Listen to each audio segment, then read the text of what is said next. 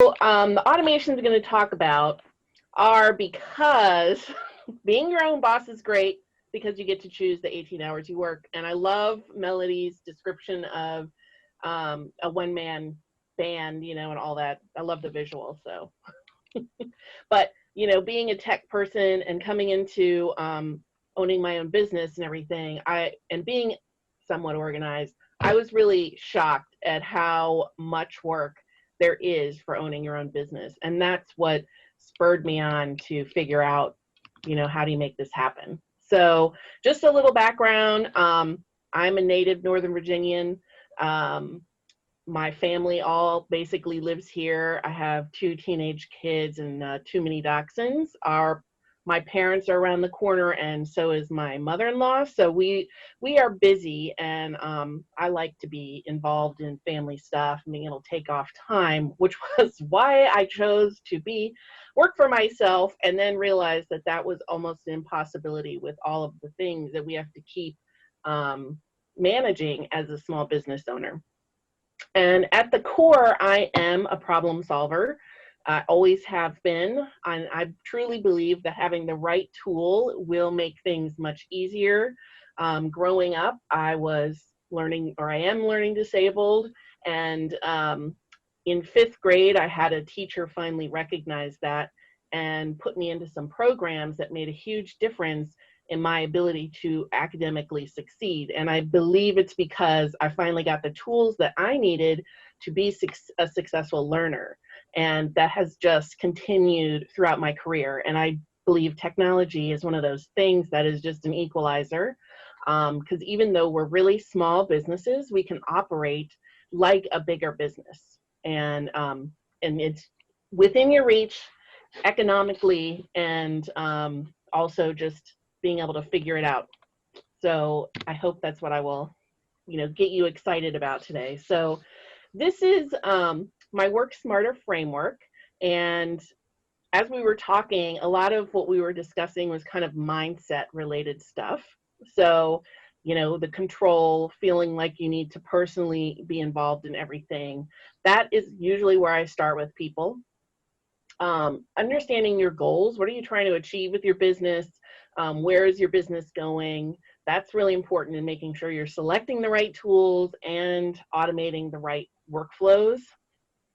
And then doing some sort of an assessment. That's something I do with every client, just going through what tools are they using, what workflows are they following, are there gaps or bottlenecks in their workflows, whether or not it's manual. And I'm totally blanking on her name.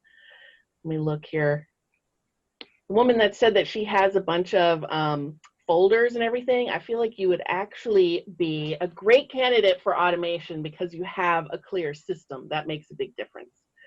And then, you know, obviously creating those automated systems, a lot of it is about communication.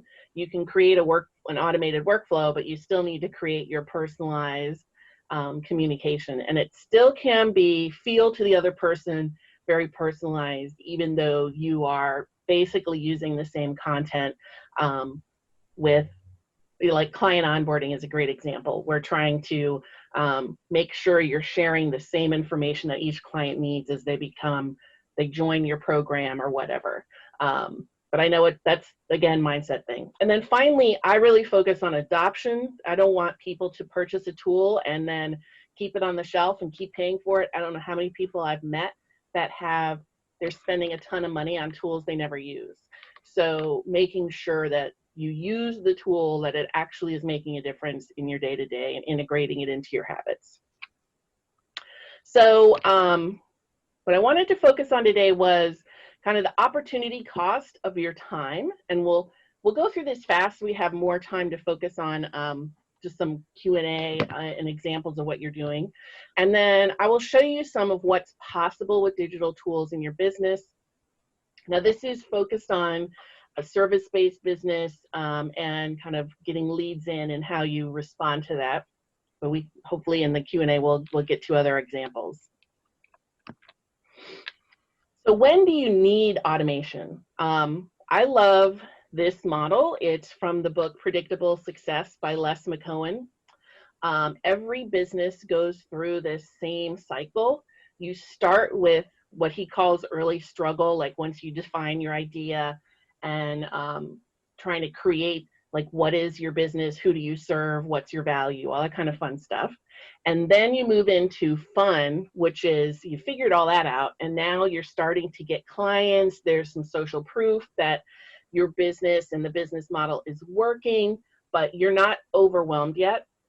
And then there's whitewater, which is when you get into that overwhelm and you have tons of clients, you may have people working for you, and it's just kind of chaos because you haven't implemented the systems and the tools that you need to be a well-run, machine. And then predictable success is when everything's kind of in place and you're just humming along, making money, all that fun stuff. So to me, when you need automation is during fun, kind of the tail end before you get into whitewater, because it can be very difficult to start changing and implementing tools when you're in the midst of overwhelm. It's totally possible, but it would be better if you get some of those things in place beforehand. So you need automation if this sounds like you. So you have new subscriber info that is emailed to you from your website. You're updating MailChimp with your latest contacts, which requires kind of a manual step. You're scheduling meetings by sending 3 to 5 emails to get it scheduled. Your contact information is literally everywhere. Like if you want to find someone's email or their phone number, you're checking multiple places. You can't keep track of prospects and follow-ups, and you feel like you're missing opportunities because of that. And you want to be more intentional with nurturing your contacts.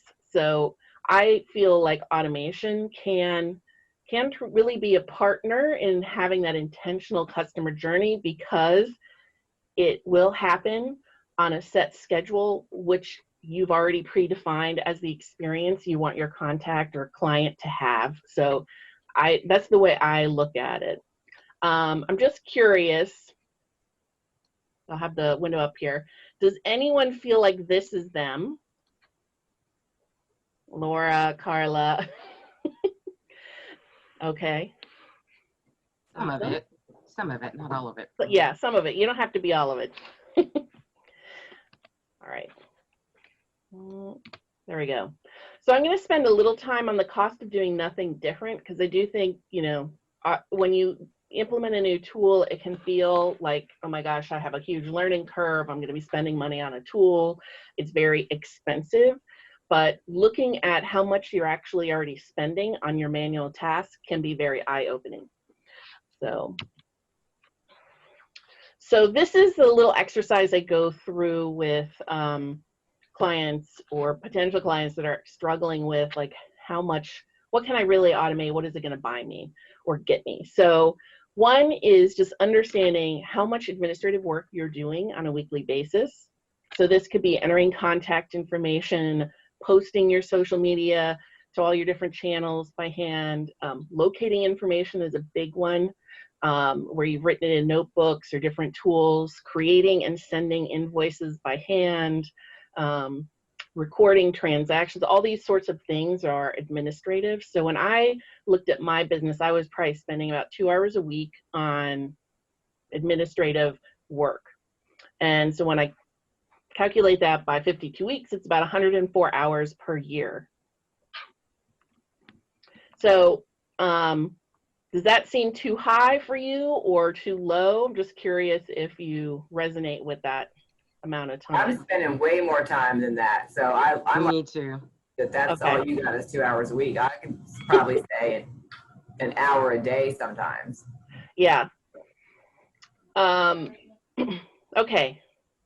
So then looking at like how much you're actually spending on administrative time. So if we have 2 hours a week, 52 weeks, 104 hours per year, and you take, if you create a value for that time, so I think especially as women, we don't put a value to our time, but it does cost you something. You're not spending that time with a potential client, building a relationship, networking, or you're just not able to spend as much time with your family because you've got to do this administrative type work.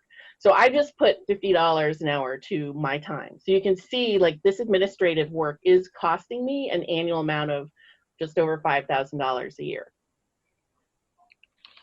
So I'm curious, you know, if some people put a value on here as their actual hourly rate that they charge clients. So it could go up from there.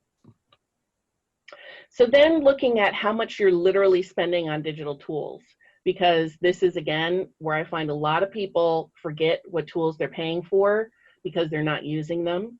And they have a bunch of tools that, you know, the couple $100 a month that they're spending on a tool or multiple tools they're not using, or tools that really aren't helping them that much. So when I did this for myself, this was, you know, I do offer a CRM that does pretty much everything I need. So I did this before I implemented that tool. But I was using ActiveCampaign, Squarespace, Calendly, Sign Now, and I still use Zapier. But it was about $1,200 a year for digital tools. And I would say that's pretty average if you're doing multiple things. You know, if you're trying to communicate with your clients, scheduling, that sort of stuff. If you're less than that, I do think it can be actually hindering your ability to connect consistently with your audience. So then just kind of adding it all together. So I'm already spending on doing nothing different about $6,000 a year. So to me, for me, that really motivated me to take action and spend the time and invest in tools that did more, because I would actually be saving time, and I would be saving actual money. So just going through that quickly, anything that you were like, oh my gosh, I totally resonate with that, or nah? I definitely do. And I have been really just trying to get a handle on ways to automate. Thank you. Anyone else? I think that was me. I was saying, I don't. I think it was Carla talking. Oh, yeah. I just was saying I don't spend nearly enough money on automation. Pretty much, I got rid of everything because I wasn't using them. So Well, I guess I need to figure out which ones are the most beneficial. Yeah, and then start investing in the right ones, which hopefully I will learn today. Okay. Melody? Well, and I'm glad Carla went first, because I don't believe you have to invest a ton of money into it, right? I think there's a fear factor when people are like, oh, I've got to go ahead and spend this money. And I don't think there's a lot. So I know there's a lot of things out there that are free, if not small, just like a, you know, easier. What's the word I'm looking for? I need more coffee, apparently. I agree with you. There are a lot of free tools. There's a free or affordable out there. So I'd love for you to like at least give us a little bit of meat on some of those that you would recommend while you go through. Yeah. All right. Anything else? All right. So some of the things I've also heard here is that changing nothing isn't free. When you are really valuing your time, you will want to use it better. And then if you are investing in the right digital tools, you know, kind of what is possible with your business. And I think it's true. If you're not using the tools, then there's no point in paying for it or having it. And there are a lot of free tools, and I'll try and touch on that as we go through. All right, so we'll go through these simple automations. I have about 5 here, and then we'll talk through some of your scenarios. So one is automating the capture of new subscribers.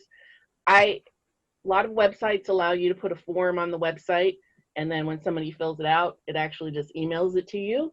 If you have a CRM of any kind, even MailChimp does this, you can use their form and it automatically pulls that contact into your CRM or into your email marketing tool. So this one is kind of a must-have, very simple, And you can do this with a lot of different free tools. So along the bottom here, I've just put in some of the kind of functions or tools that you need to be able to do this.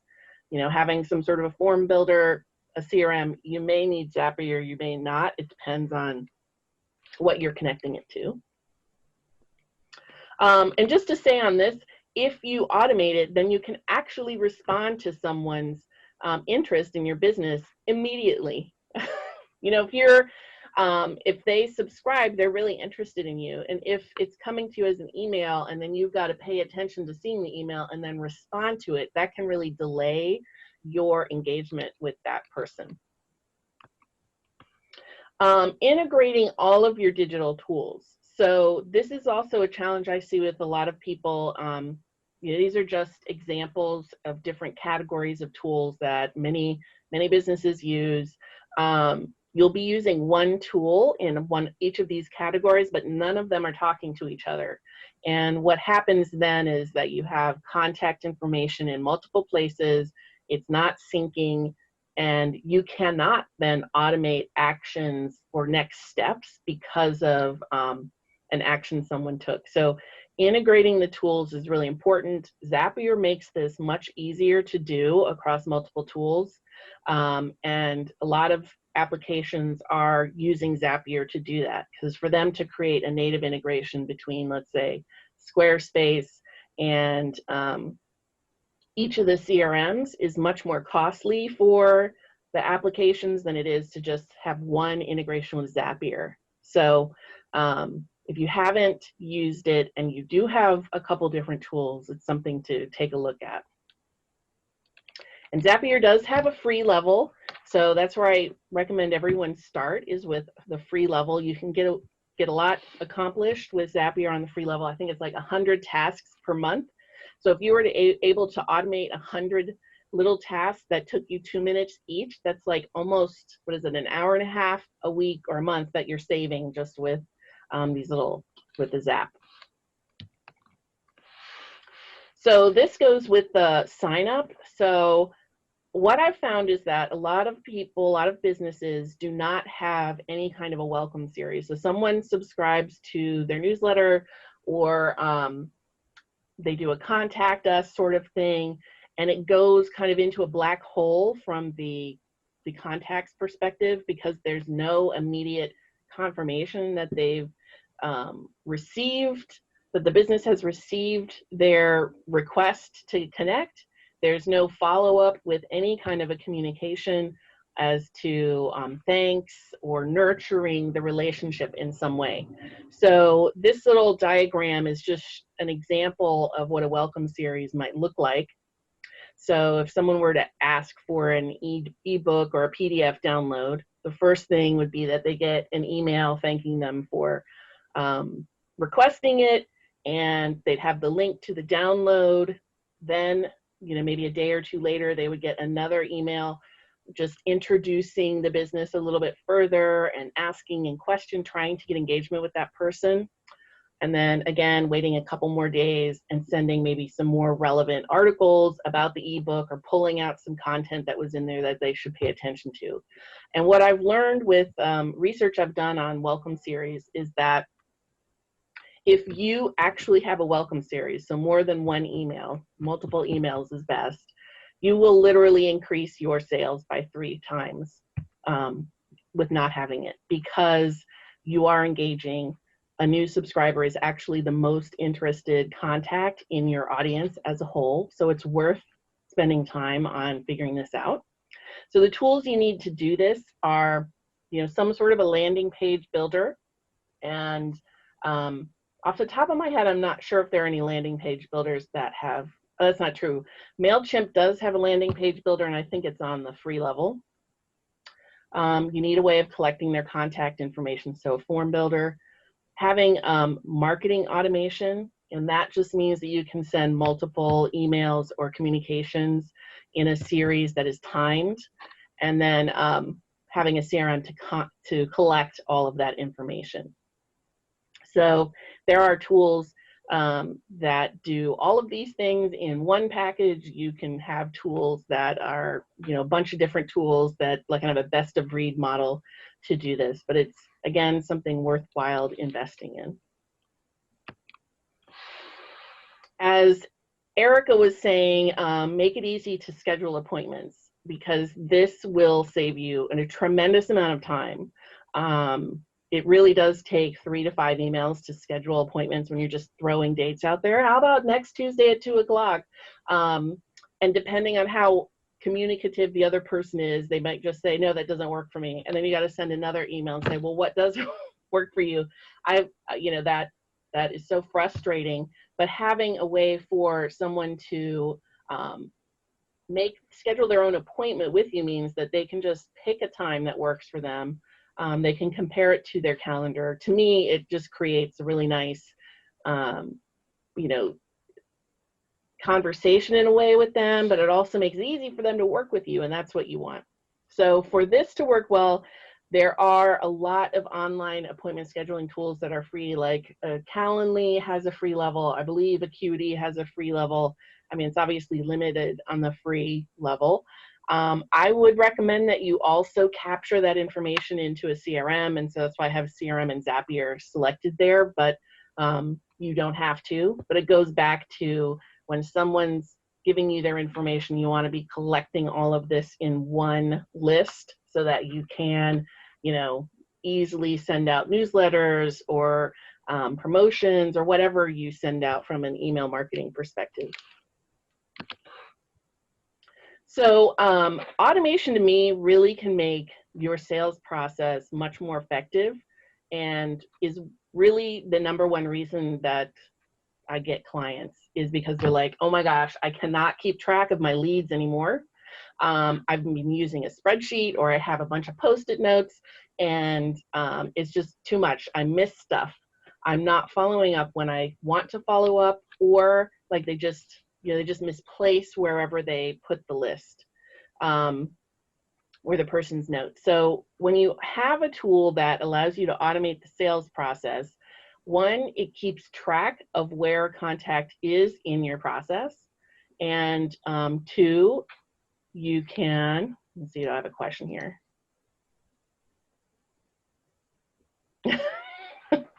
Thank you, Carla, for being honest.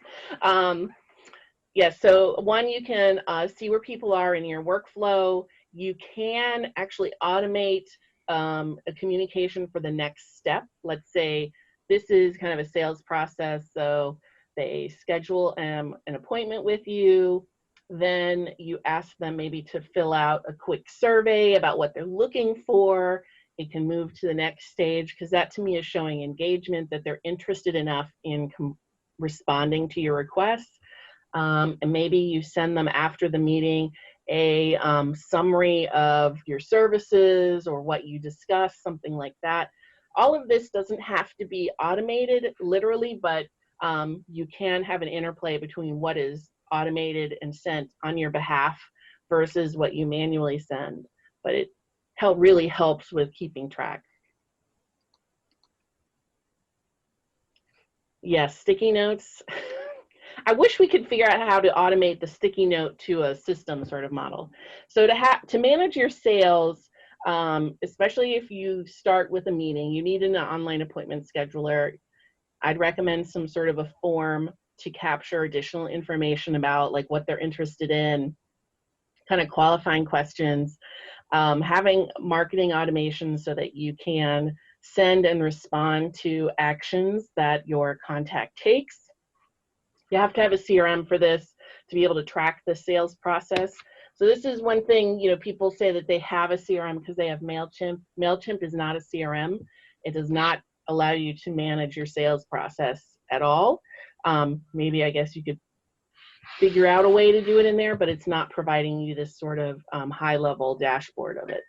And then Zapier, if your tools are different tools and you need to connect them.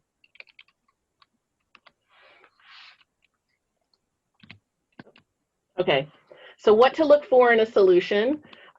This is, what I recommend as far as a business technology ecosystem. So you have a domain, you need a website. I do recommend that you have a CRM because it's a way of consolidating all of this information that you collect about your contacts into one place. Usually they have really good reporting, and you can create either tasks or automatically send communications based on what the contact is doing in your ecosystem here. Obviously, you need to get paid, so invoicing, payments, email or marketing automation. I'm not saying email marketing because there are a lot of tools, and MailChimp on the free level fits into this, where they will allow you to send like one-step automation where it's just, let's say they subscribe to your form and then you can send one email. On the free level, they really limit your ability to send multiple emails or to automate actions. So a tool that has true market automation is really valuable. And online appointment scheduling. And then I put here business tools, which is like your G Suite or your Microsoft Outlook, Microsoft Office products, because there's a lot of automation that you can do just with those tools without having to pay for other things, especially when you're starting out. And then having online courses and memberships. This is more if you're kind of a service-based business where you're focused on educating as part of your business model. So when you're looking at digital tools, I've always recommended an all-in-one solution because it does reduce complexity and it improves your, and it reduces your need to integrate because it's already integrated, So as Melody says, I am offering a CRM that's actually pretty new. I've started that in May. So prior to that, I've always been about all-in-one solutions.